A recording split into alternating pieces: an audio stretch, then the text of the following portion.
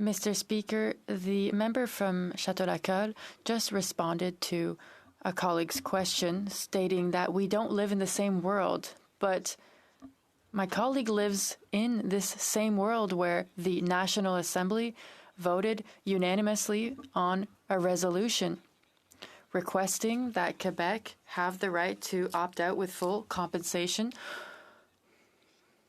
from Ottawa's new program that interferes with Quebec's jurisdiction. So they're talking about this alternative world, but in this world, the federal government should be able to manage a hospital, for example. So my question is, or rather,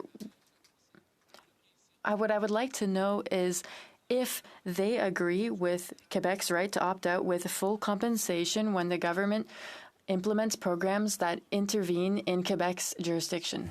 Thank you to my honourable colleague for that question. Yeah, this has been, again, it's a great example of the childcare. So the federal government loves to, the Liberal government loves to weasel its way into provincial jurisdiction. And that's what they did with childcare too. And things were fine, everything was in their own little jurisdiction, and nope, we're gonna meddle in there, we're gonna disrupt that, we're gonna cause chaos. And then when it fails, we're gonna blame them. And that's the way they operate. Thank you, Mr. Speaker. In my colleague's speech, I think there was a direct reference to how many things in this bill should not be implemented.